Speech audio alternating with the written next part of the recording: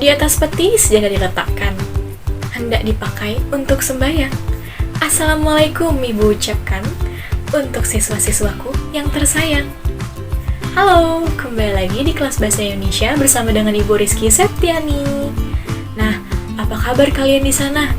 Ibu harap baik-baik aja ya.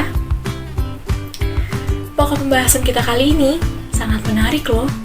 Tapi, sebelum Ibu mulai, ada yang tahu apa pokok pembahasan kita kali ini? Ya, betul sekali, puisi rakyat. Puisi rakyat merupakan puisi lama warisan bangsa yang di dalamnya terdapat nilai-nilai dan berkembang di dalam masyarakat Indonesia. Puisi rakyat juga memiliki 3 jenis. Yang pertama adalah pantun, yang kedua syair, dan yang ketiga gurindam. Nah, kita bahas satu-satu ya. Yang pertama, pantun. Pantun memiliki beberapa ciri-ciri, yaitu satu bait terdiri dari 4 baris, di mana pada baris pertama dan baris kedua merupakan sampiran, sedangkan baris ketiga dan baris keempatnya adalah isi. Nah, satu baris dari pantun terdiri dari 8 sampai dengan 12 suku kata, sedangkan rimanya berbunyi A, B, A, B. Yang kedua, syair. Syair juga memiliki beberapa ciri-ciri.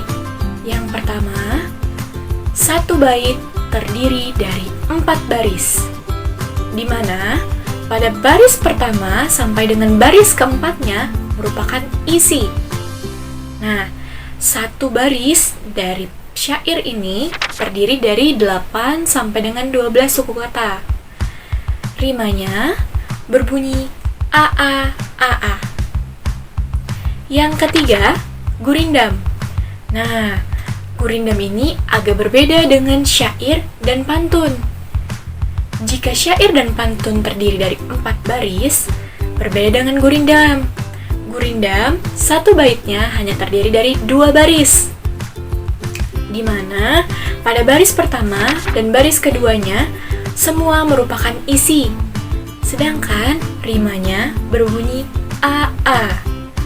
Nah, gimana? Udah tahu kan ciri-cirinya?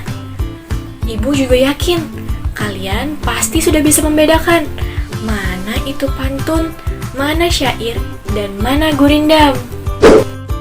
Untuk menambah pemahaman kalian mengenai puisi rakyat, baik pantun, syair, dan gurindam, perhatikan contoh-contoh berikut ini.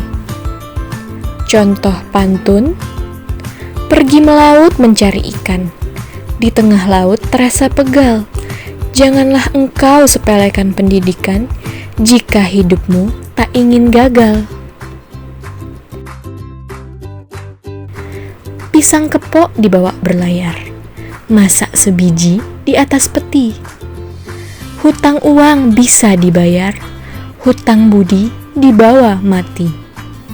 Contoh syair: dengarlah wahai Ananda, rajinlah belajar sepanjang masa.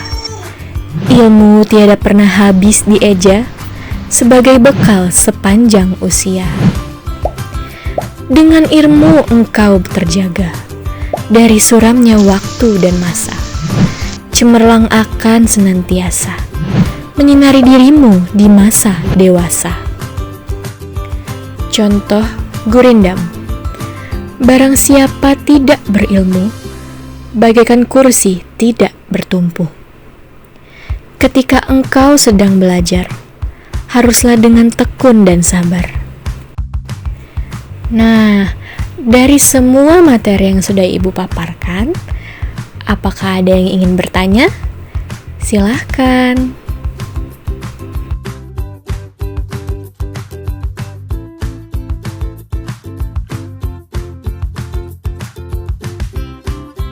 Halo Bu, nama saya Yuli Alsa Manalu. Saya ingin bertanya, mengapa dahulu puisi rakyat baik pantun, syair, dan gurindam jarang sekali diketahui siapa penulisnya? Terima kasih Bu sebelumnya.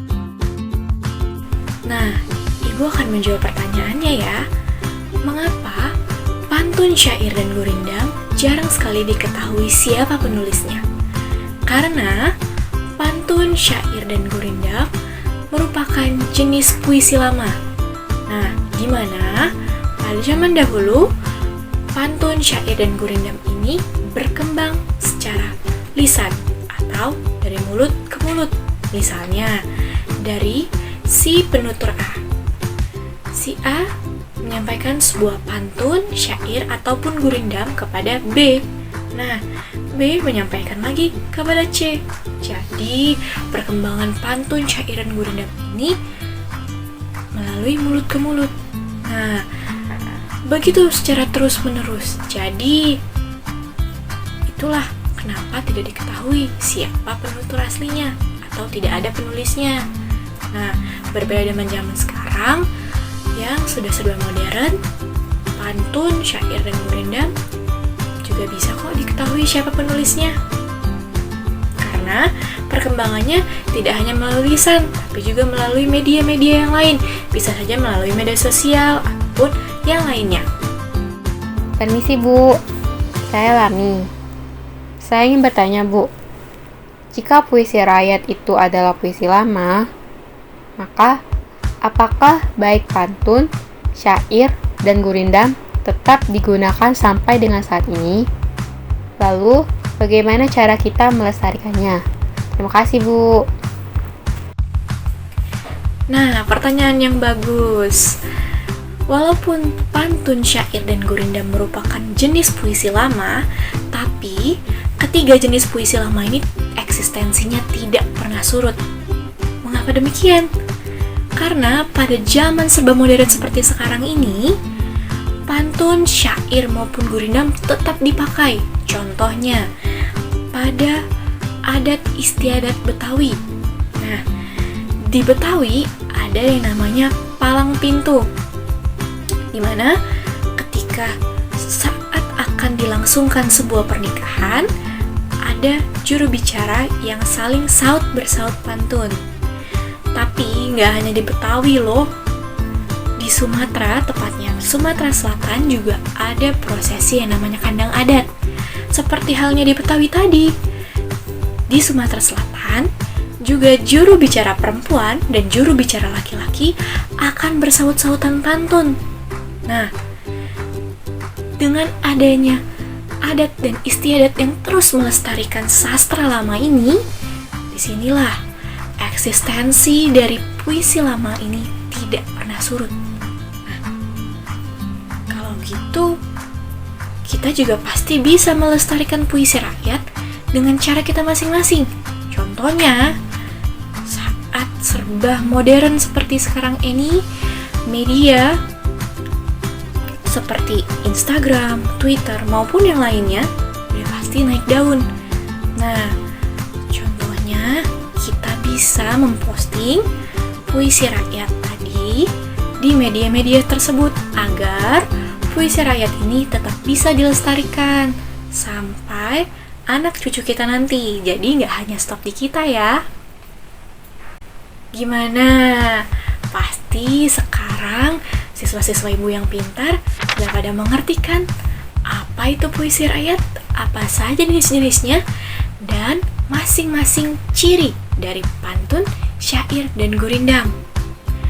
Nah, minggu depan kita akan belajar bagaimana cara menulis dan membaca pantun, syair, maupun gurindam.